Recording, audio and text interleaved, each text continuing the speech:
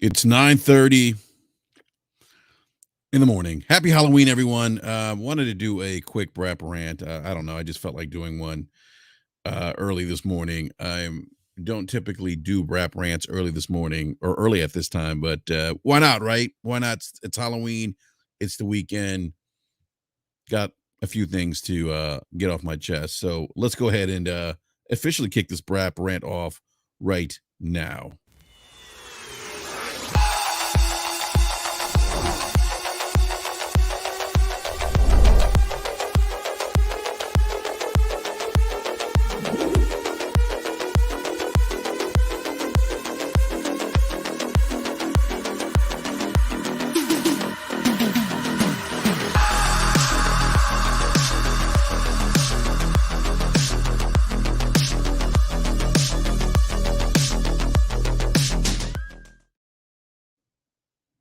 Greetings and salutations, everyone. Happy Halloween. Grab your cup of coffee, kick back, enjoy this BRAP rant. I'm on camera. I'm on camera today. I haven't been on camera in quite some time, but that's okay. So, yeah, I wanted to just do a quick BRAP rant to discuss a couple things that have been going around on the Twitters. More recently, one of the things, what's up, Marquise? Saying people need to chill. There will always be a need for consoles, even if PlayStation went day and date. I would agree with that. Matt Piscatella, who is part of NPD, we've had him on the show, and he kind of said, "Hey, look, as long as there is a demand for consoles, there's always going to be PlayStation is always going to have some value." Amongst consumers who want that kind of experience, want to be able the ease of just plug and play, hooking up their console to a big screen TV, sitting on the couch, just enjoying themselves playing video games. So Tierra says, did you just tell us you were a beta tester? No, I have not done that. I'm not, but I was a beta tester for the Xbox Live. I just want to throw that out there. So see some people coming in. What's up, Dark CI, T Harris, Gaston Calazzo, and then Marquise Ramy. Thank you guys. But look, this BRAP rant isn't going to be too long. It might be maybe half hour, 45 minutes. So let's get into one thing that I wanted to talk about, something that I did a Twitter Spaces about more recently, and that has to do with Game Pass. Game Pass did not hit its target numbers. Recently, they were Microsoft that set a target goal at 48%. That was what they had projected. In fact, they hit the goal of 37%. So I don't know if you guys can see this. Hopefully you guys can see this. Hold on just a sec here. Yeah, there we go. All right, cool. So 37%. And they missed it by double digits, 11%. So that's basically subscriber growth over the last year. Now, okay, look, that's not 37% is 37%. I get that. And myself and my good buddy Dark Optimus were talking about the growth of Game Pass on Spaces on Friday. And, I think look, a couple things. I mean, I think this thing's a little more nuanced than people realize. Like, I had a gentleman jump into the Twitter Spaces and was like, "Oh, it's great, 37%. It's wonderful." And that's like, yeah, it is. It's great. 37% is nothing. Is still growth, but what we don't know is what does growth mean. Like he was saying, oh well, growth is if you're growing, it means you're making more money. And yes, you could be making more money,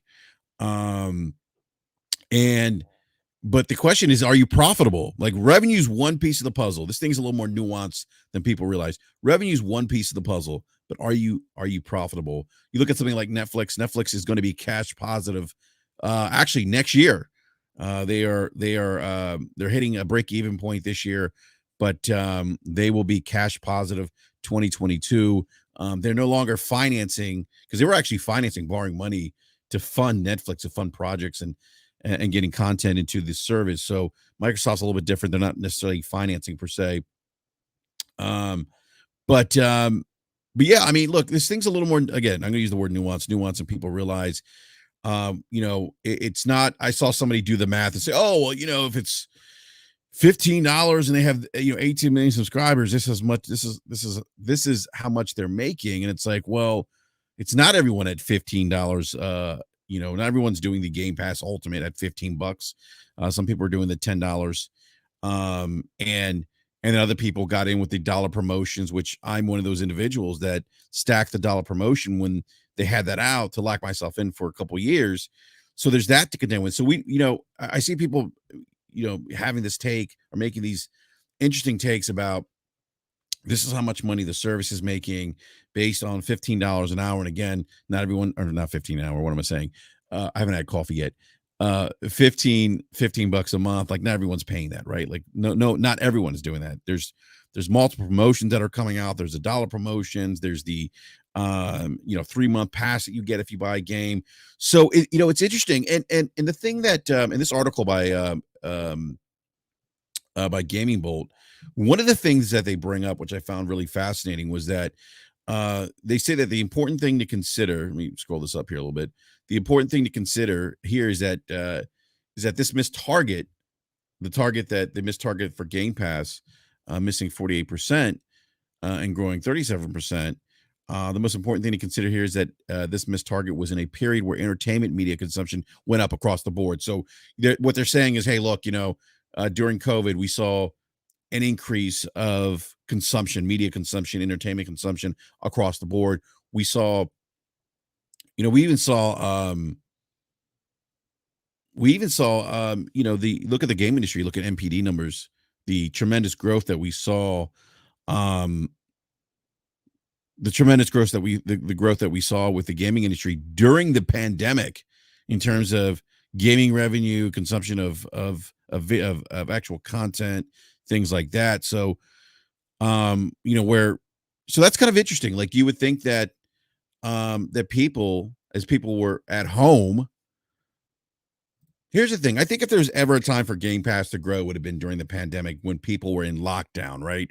Because think about this, like, Netflix subscriptions were up.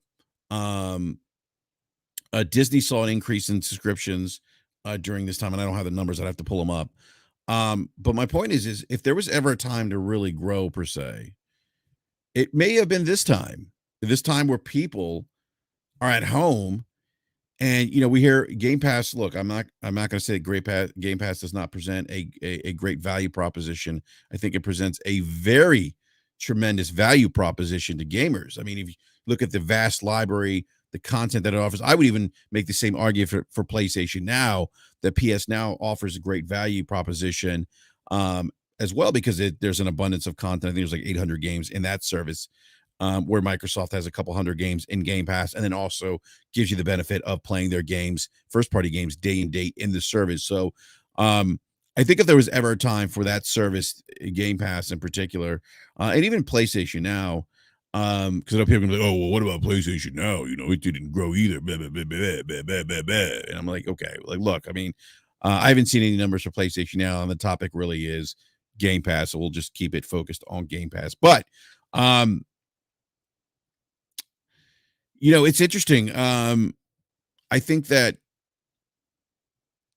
during the lockdowns and people at home, people working from home, people being at home more, and seeing other areas of the entertainment industry, the gaming industry boom, and even other areas, other forms of entertainment boom, that it's curious that Game Pass kind of missed this projection. I would have thought that it would have hit it, for the reasons I just mentioned with regards to the pandemic. And if you think about the different promotions, the All Access, Xbox All Access, or the dollar promotions and the things they give you to try Game Pass, like the 3-month subscriptions, things like that.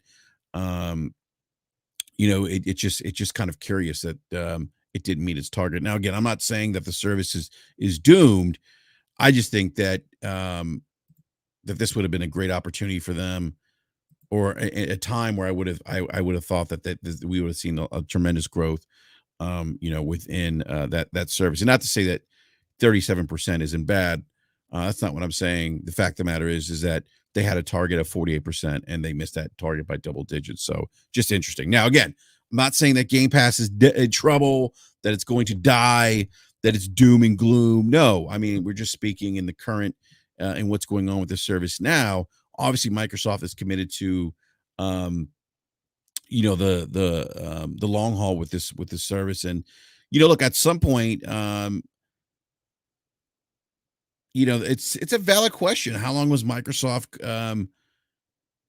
The thing with a service like this,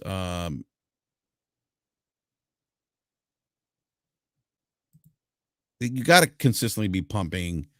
Um, you need to be consistently pumping in content, and that content costs money, right? So it's not, people like to compare Netflix, compare Game Pass to Netflix, and they're not necessarily a one-to-one comparison per se, because Netflix, um, it provides movies and television shows. You know, so Key Up 901 says, again, it's a long haul game. Yeah, I'm not disputing that. But I think it's fair to say that um, it's fair to have a conversation about what's going on with the service today. Like, I totally get that it's the long haul, but Microsoft is going to have an uphill battle, in the sense that, what, 10% of Xbox owners are subscribed to Game Pass. Why is that? And I question that sometimes, because you always hear from the Xbox fan base, the diehards, if you will, the fanboys, I'll call them the fanboys, that the service is so great, and that it's the future of gaming, and then yet on its own platform, it doesn't even have half the install base subscribe to it.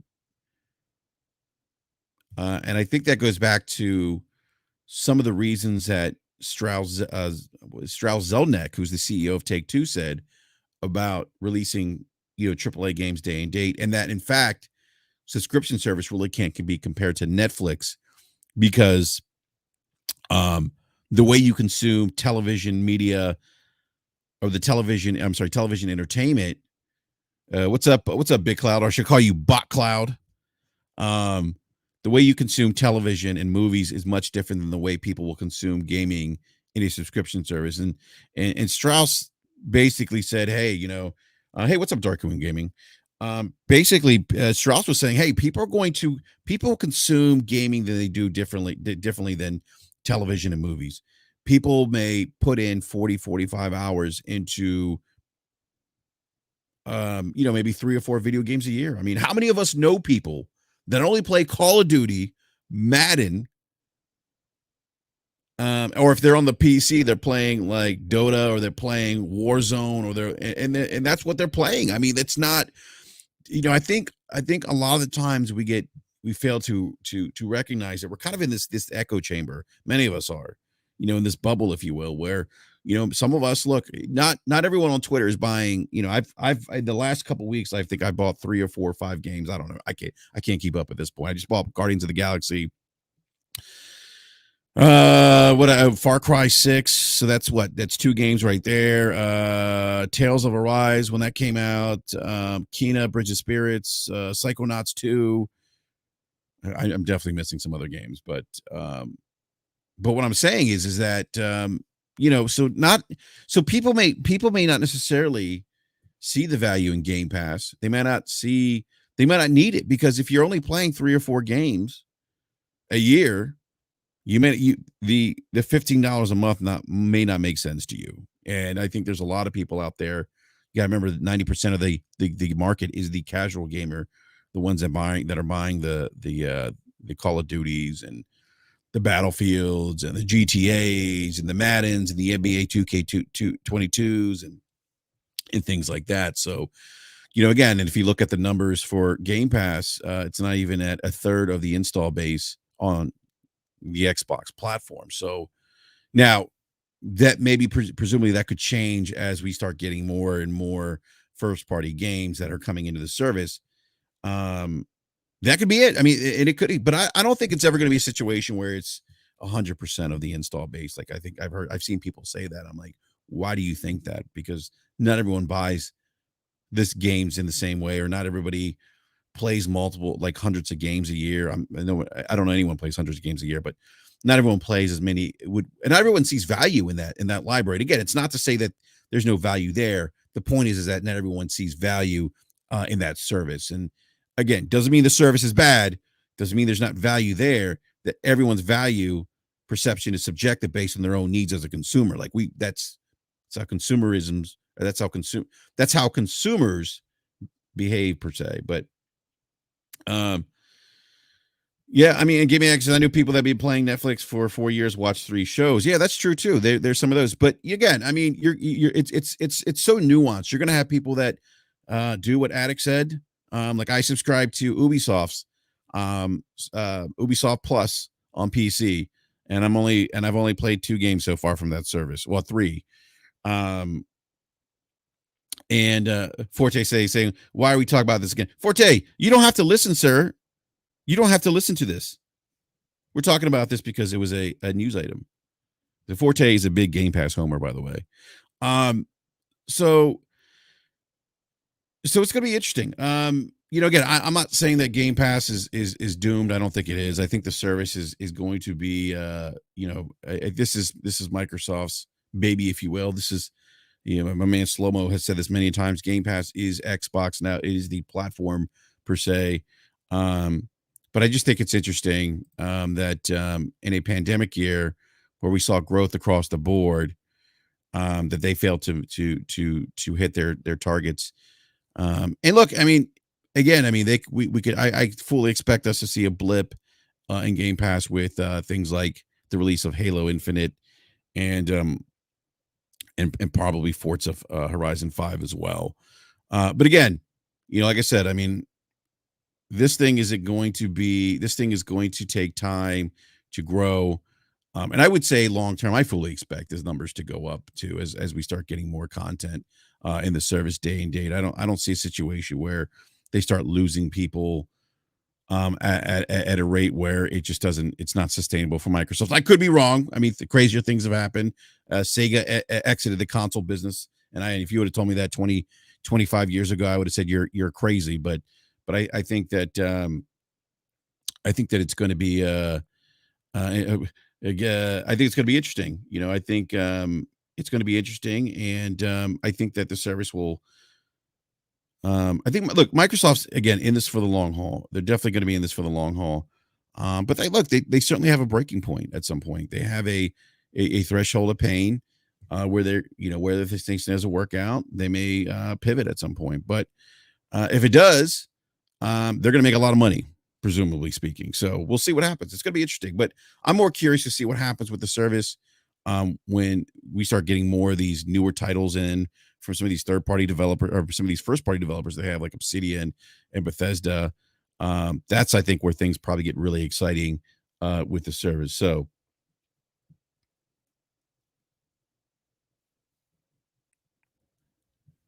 apparently you can't talk about Game Pass. People get upset, like Forte.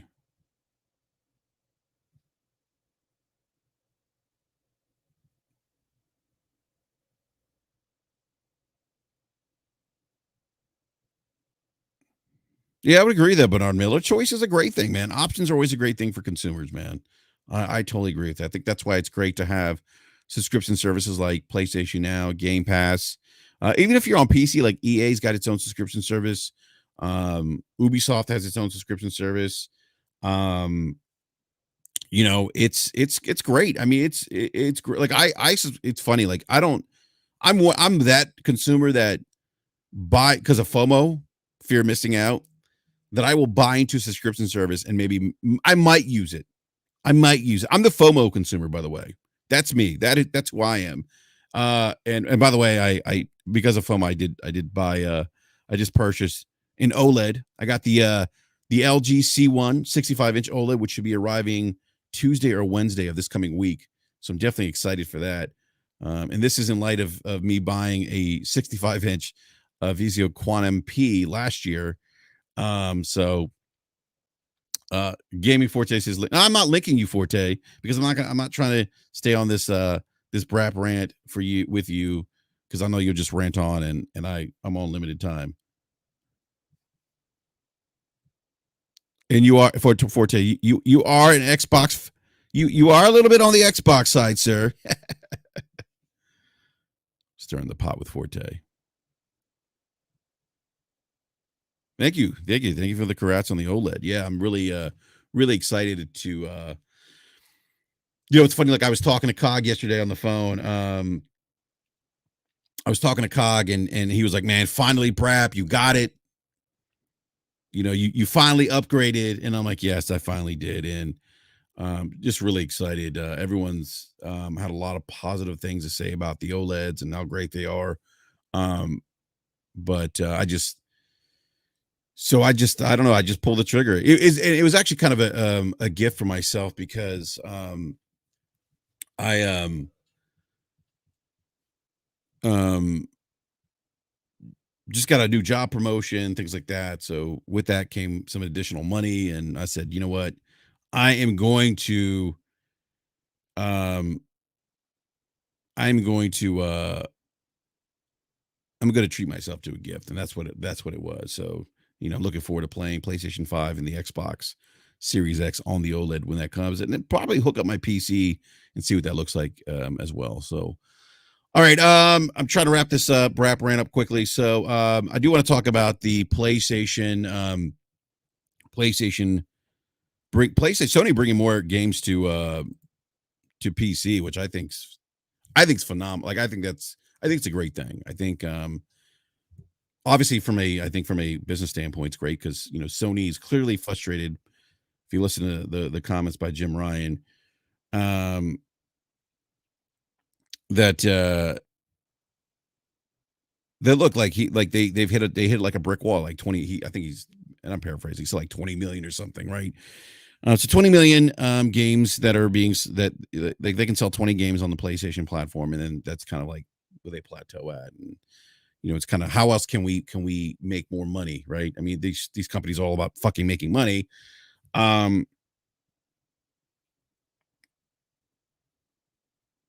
and it is so Deep Power says hit first thing with the C1, hit red button to remove your no signal. Okay. Um,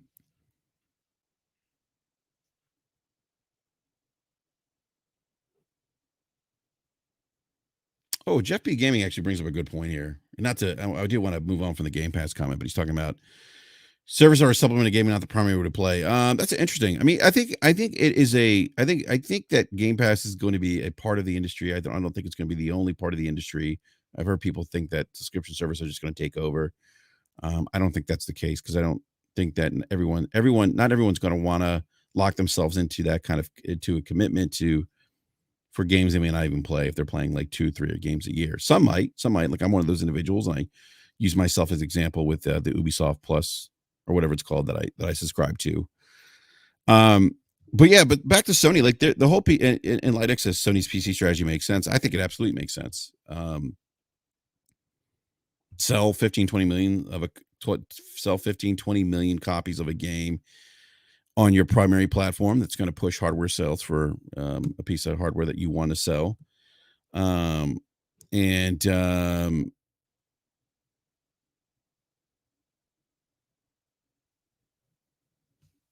and and put it on the PC, and you open that the possibilities to sell more copies of those games on a different platform. Like it just makes sense to me. I mean, I think obviously I don't think this, and I've seen people say, oh, this devalues the brand of the PlayStation, and I've talked about this a lot on BRAP. I don't think it does. I don't think it does because many of those PlayStation or many PC gamers weren't necessarily going to go out and buy a PlayStation to play first party per se. In fact, I think Matt Pixel put out a statistic where maybe a third of PC owners actually owned a PlayStation 4 and 8% owned a PlayStation 5. So, um, so Microsoft, I mean, not Microsoft, Sony's trying to get the other, 70%, if you will, that don't own a PlayStation, that probably had no intention of buying a PlayStation to buy their content on Steam, right? And why not? More money for them.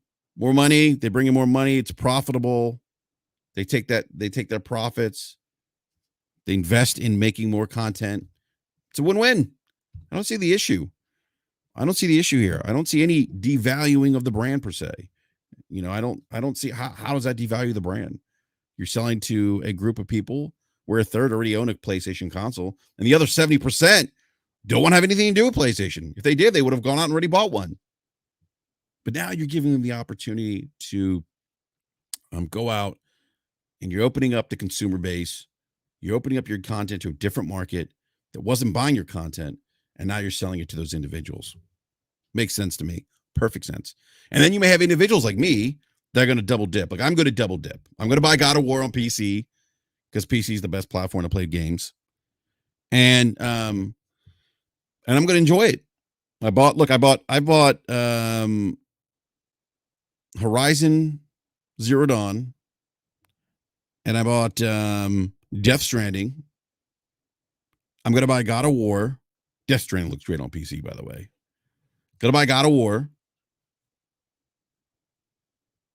And by the way, it'd be great if, and I don't know if they're doing this with God of War, but it'd be great if Sony could somehow tie trophy achievements to, and Jeff B. Game, by the way, I don't agree that it divides the console if it goes day and date. I don't agree with that notion. And I'm not trying to pick on you here, sir, but Jeff B. Gaming says it divides the console if it goes day and date, but if it goes a year, so it's fine. I don't agree with that, and I'll tell you why I don't agree with it. Because again, if it goes day and date, you're selling it to people on a PC who had no intention of buying a PlayStation. They don't want to buy a PlayStation.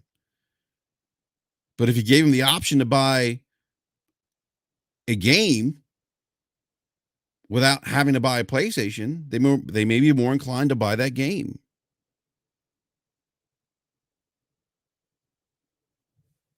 I mean, I don't agree with that. I mean, I think that it's not. I mean, these people weren't going to buy PlayStations anyway. And I don't agree with that either, Attic. If you can buy it anywhere but the console, it devalues it. I don't agree with that at all. Because in order for that premise to be true, then basically you would say that everyone's going that everyone is going to, that those individuals who had no interest of buying a PlayStation were going to buy a PlayStation to play one game. And if you look at the statistics, a third of PC owners own a PlayStation 4. What about the other 70% of PC gamers that don't own a PlayStation 4? And if you look at the other statistic with PlayStation 5, only 8% of PC gamers own a PlayStation 5. So what about the other 92% that don't want to buy a PlayStation?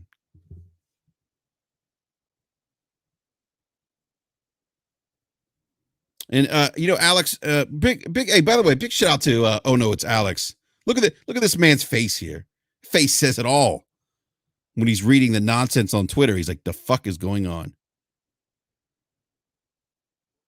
By the way, Alex has the best thighs in the game, in the gaming streets. Just want to throw that out there. Alex says, "There's no such thing as and I was going to bring this up too, Alex. I'm glad you mentioned this."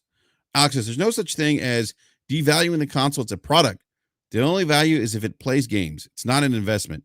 It's a great point. It's not like stocks. Alex brings up a great point. It's not like the stock market. The value is in the content. That's why I always say content is king. But again,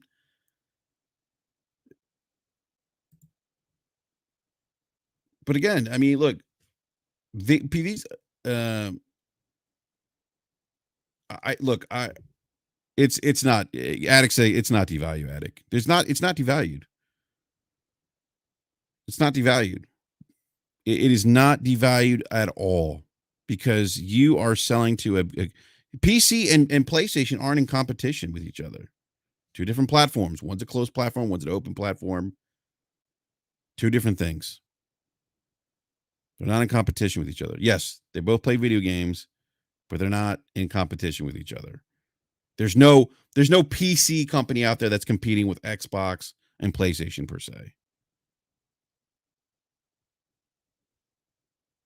But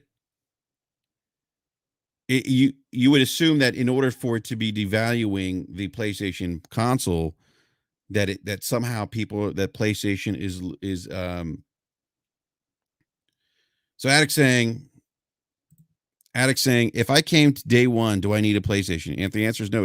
It's not devalued. It's not devalued at all. The value is still in the PlayStation for the people that want it.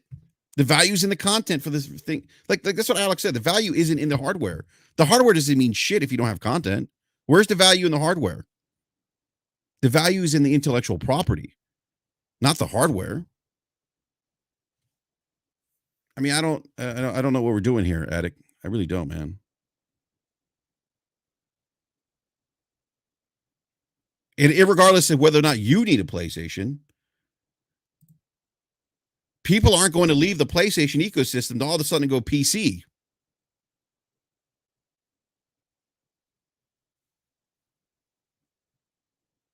You might have some people that maybe decide to go PC and say, you know what, I don't want to deal with the Xbox console or the PlayStation console anymore. I'm going to go PC.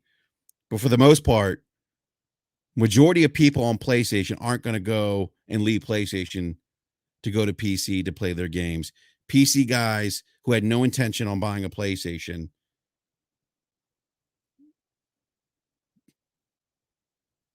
There's no devaluing. Those people weren't going to go buy PlayStation anyway. The 70%, and we have the statistics. The 70% of the people who own a PC don't own a PlayStation 4. Why? Because they don't want it.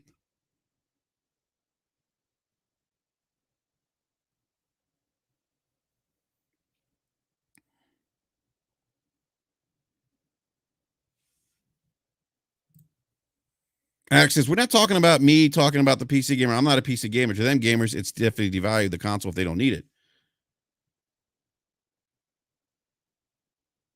No, they don't want the game.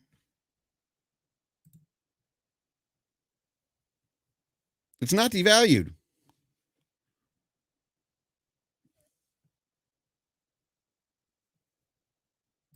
Addict saying, so we're not going to act like 30% is not a lot. 30% of people own a PlayStation that own 30% of PC owners own a PlayStation. So they're buying content on the PC. And those 30%, they may not want to play the game on PlayStation on PC. They may not want to wait. Or if they buy it, they're still in the PlayStation ecosystem. Sony's still making money. Where's the devaluing?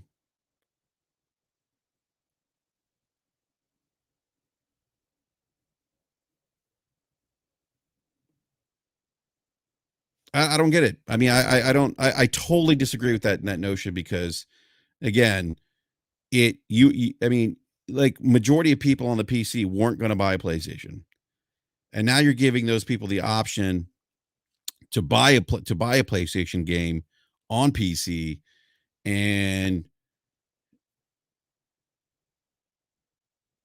now Sony's making more money doing that. And those people had no interest in buying a PlayStation anyway. And then some of those 30%, they may double dip. They may. I know. I mean, I'm one of those guys. I would buy a game day and date on PC and PlayStation 5.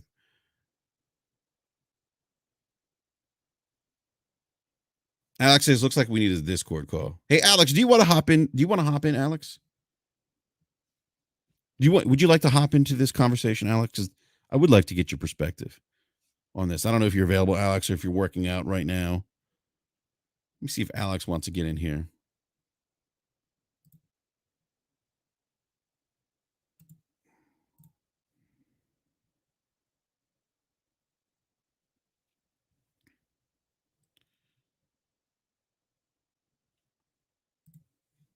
Steam has 120 million users, so 30% of that 36 million, so you don't need the consoles. That's only Steam. That doesn't include everyone on PC. Attic, Steam is not representative of all PC. I mean, it's not, you know.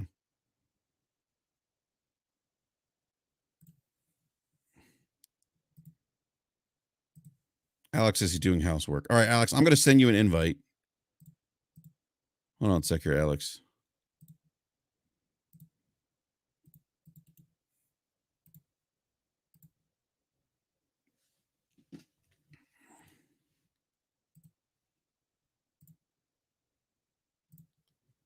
This topic's going to go much longer than I anticipated.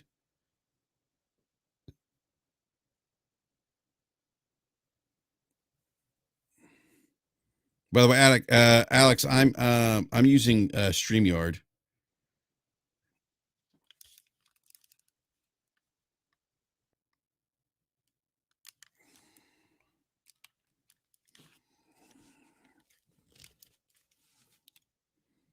So you'll have to join the StreamYard link, Alex.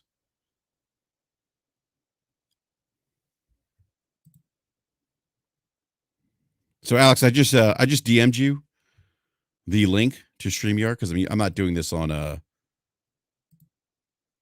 Discord.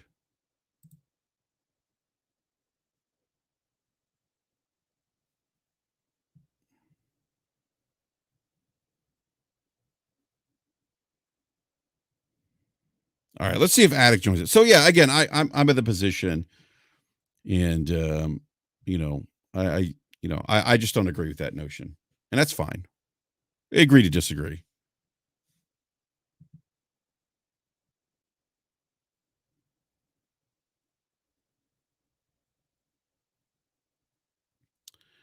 I mean, people, I think it's just like I see that by saying if you don't need the console, it devalues the console. Well, how can it devalue something? How can something be devalued when that consumer never wanted it in the first place? I don't. That's like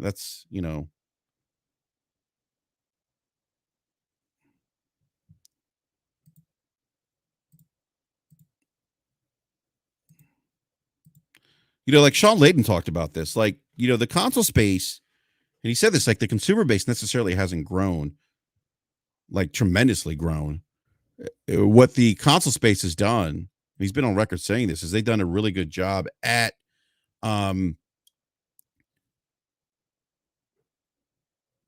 he says he's on myself. Okay. So I don't know if Alex is going to join, but we'll see. Oh, there he is. There's Alex. All right, Alex, can you hear me? I don't know if Alex can hear us or not. Can you hear me okay? Oh, I can hear you now, Alex. I can't hear you. Hold on. All right. Alex cannot hear. Alex could not hear me.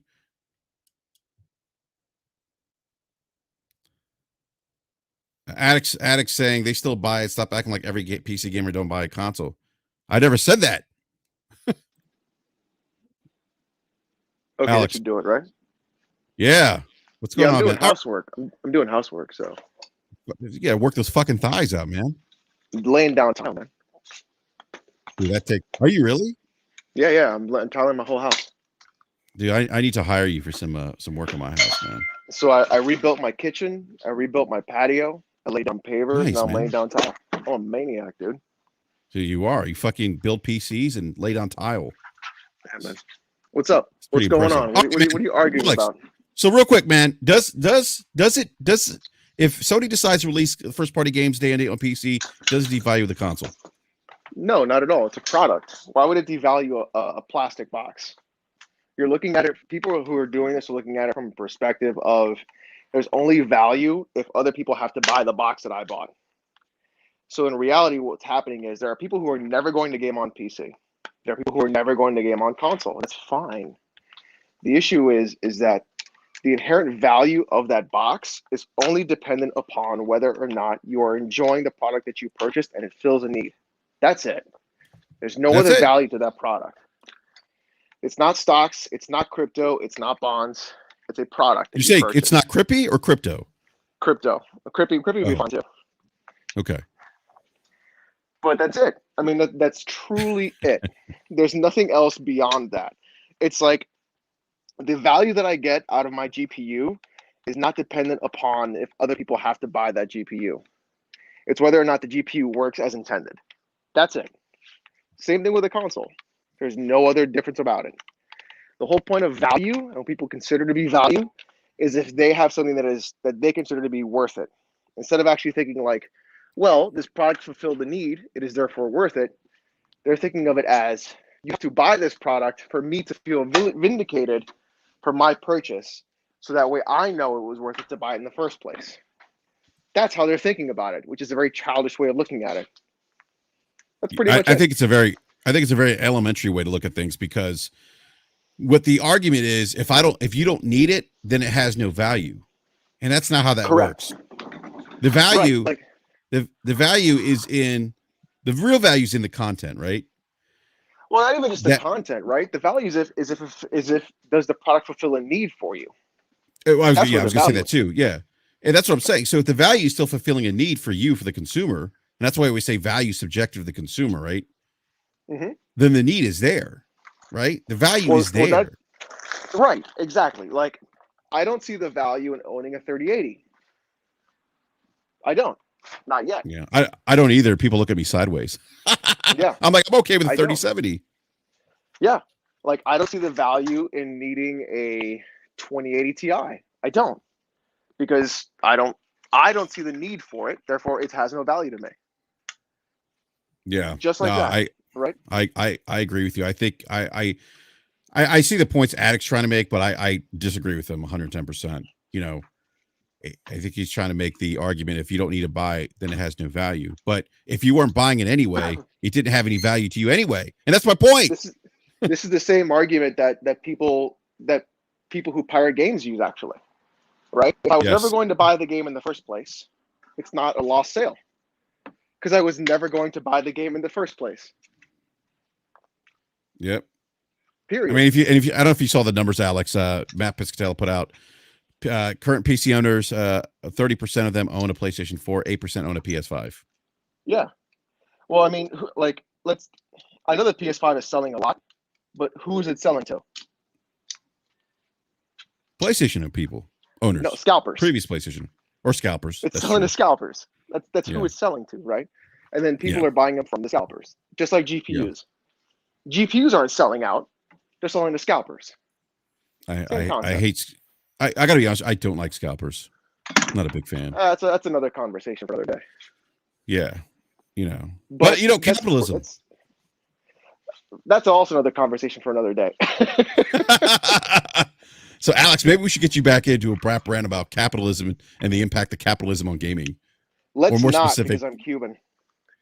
What's that? You're human? I'm Cuban, so let's not. Oh, you're Cuban. Are you really Cuban? I didn't know Yeah, that.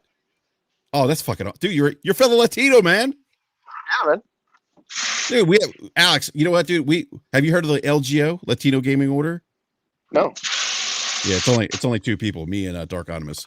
Anyhow, so it's just you. yeah, it's just pretty Can't be in much. order Yeah, with two people. yeah, right. So anyhow, no, I just wanted you to make that point, Alex. I think it's easier to I hear somebody 'cause you knocking. That's why. It's my wife. because you brought up a great point in the chat, man. So I wanted people to hear that. I don't want people to hear you kind of expand on that because I think it's one of the most ridiculous arguments that I see, Yeah, on, in the community. it's a childish argument. It's an argument that's used for people to say like, oh, maybe there is inherent value, because if you look at what's called the Maslow's hierarchy of needs, you don't need a PS5. You don't need any gaming console. What you need is food and shelter and water. Once those needs are full, you move on to the other extraneous needs. So these That's are all true. extraneous Although, needs, right? and some people unfortunately actually have that flipped, reversed. Yeah, Yeah, I've noticed that but too.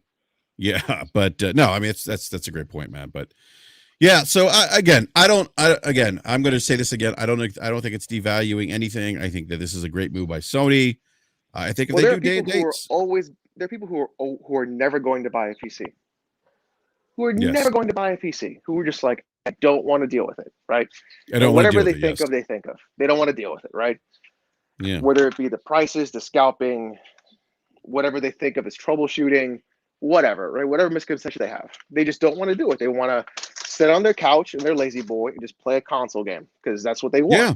That's And fine. that's the value proposition they see in that. As long as people want the convenience of plugging in a console in the back of their HDMI port, right, sitting on their We can couch, we can make the playing a argument game. about whether or not it's convenient later, right? But people Yeah, are really never going to, like, some people just don't want to deal with it, and that's okay. Some other yeah, people want a PC, because I've seen this happen before. People just like, well, I'm going to get a PC now, and they've never bought a PC. They don't know how to build a PC. They buy pre-built for like $3,000 because they think it's going to be the fucking bee's knees, I need and a then they're like, 3090. yeah, and then they're like, I never touch it. And it's like, well, yeah, because you bought it for the wrong reasons. Like, that's why. Yeah. So, I mean, they're going to be those, and they're going to be like, well, I just sold it and went back to console. Then there's those people. I see Fine. those There's people people like too. Yeah. me who are never going to buy another console again Yeah. No, I hear because you, man. I'm just going to get a Steam Deck and I'm fine. Like, we're Yeah. good. Yeah. But everybody's Yeah. different, right? But that's I was someone historically who always had both. And then I stopped dealing with PC because I didn't want, like, my PC goes back to like the day that, remember the Voodoo cards? oh, dude, 3D effects. They had a really great fucking covers. Yeah, I remember that. Yeah. But yeah, I mean, like but I left PC and then because I didn't want to deal with it anymore. And then I came back. I came back because I wanted to, because once Microsoft said, hey, we're gonna go PC day and date. I'm like, fuck it, I'm gonna go on PC. And I always had the inclination of wanting to go back to PC. I just needed a little extra push, I guess. But I mean, I just didn't have the money when I was a teenager.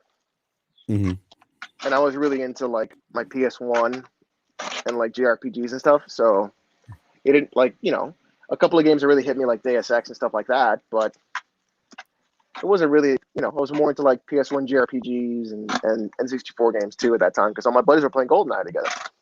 yeah, yep. And then I Oh my got back God, into it. Like, memories, man. dude, it's so great. All right, Yeah, well, no, great times, man. I'm gonna get back. I got to finish up. All right, Alex, I appreciate you coming on, man. Thank you. No worries, man.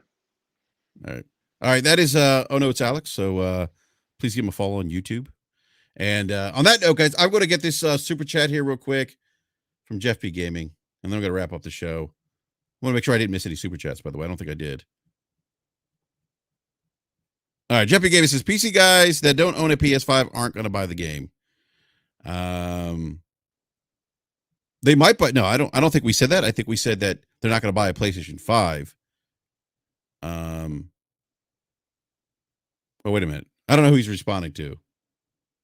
But yeah, PC guys, there's some PC guys that will buy the PlayStation 5 game if it goes day and date, or they'll buy it when it releases on the PC. Now, there'll be some people that double dip. And there'll be some people that won't even buy it. But Alec brings up a great point about value, though. And I hope, it's funny, like the idea of value, just the gaming community, it's really interesting. Like the consumerism and value and the relationship that companies have with the consumers, like for some reason that shit just flies out the window with the console gaming, and I don't know why. It's maddening. These principles exist across all consumer goods for the most part. So look, on that note, again, I was gonna do a quick BRAP. It's about 48 minutes into the show, so I wanted to keep it about 45 minutes, but went a little bit over. Had to get Alex on. So yeah. But look, I want to thank everyone. I know this is kind of last minute. So I just want to thank everyone for coming out and hanging out with me. Happy Halloween again, everyone. Enjoy your Halloween. If you're gonna go out and party responsibly. And if you have kids, have fun going out trick-or-treating, getting candy. I know I'm doing that with my kids tonight. I'll be trick-or-treating and then also handing out candy. My wife and I are gonna, rotate duties there, because we don't trust leaving out a big bowl of candy and that the kids are going to be and that there won't be a group of kids that just grab the entire bowl and dump it in someone's bag and then just hightail off. Like we're not going to do that. So, all right. So, everyone, thank you again. I really appreciate the time. Again, this is an impromptu BRAP rant, and big shout out to everyone in the live chat. Appreciate each and every one of you. Big shout out to, I don't know, it's Alex, who's kind enough to do a hop in real quick and talk about the whole value thing with gaming. So on that note, we're out. BRAP will be back on Wednesday night at 9 p.m. Eastern Standard Time. And, I am thinking the BRAP is toying with the idea of doing a console specific show to discuss. Well, it's probably going to be PlayStation specific. I'm thinking about doing a PlayStation specific show, just to talk about PlayStation, like gaming related news as it relates to PlayStation, things like that. Because so my primary platforms right now are PC and PlayStation. That's where I'm doing most of my gaming. On the console side, it's mostly PlayStation, which is kind of it's a flip flop for me, because last generation I was mostly on Xbox, and this generation I am mostly on PlayStation. And that's just I do that because that's kind of where I really just go where the games are. That's just I've always been like that. I'm not like I don't call myself like an Xbox guy or a PlayStation guy. I'm just a gamer. I go where the games are, plain and simple. But I'm thinking about doing a PlayStation centric podcast. It probably won't be live. I'm thinking about doing it like a recorded PlayStation um, centric podcast and then just releasing it live once I'm after it's done recording it. Because it's hard for me to do like 2 or 3 shows live a week. I'm really doing Crossfire. And then we have on Friday nights with Mooch at 7 p.m. And then I have BRAP on Wednesday night at 9 p.m. So I'm thinking about just like doing it like recording a show and then just releasing it on YouTube at some point. So anyhow, so look, everyone, again, happy Halloween. Enjoy your Sunday, and we'll catch you Wednesday at 9 p.m. Eastern time for the regular schedule BRAP. Wednesday's gonna be a great show. Definitely want to check that out. And I'll probably Christopher Hart says do it. I may do it, man. I may do it. I hopefully have the OLED set up, and I will give you my thoughts on the OLED C1 as well, because I can't wait to fire that bad boy up. Fire up those PlayStation games, fire up those Xbox games, and see how they look, because I'm hearing great things about the C1. So on that note, everyone, I am out. Happy Halloween. Trick or treat. We're out. Peace.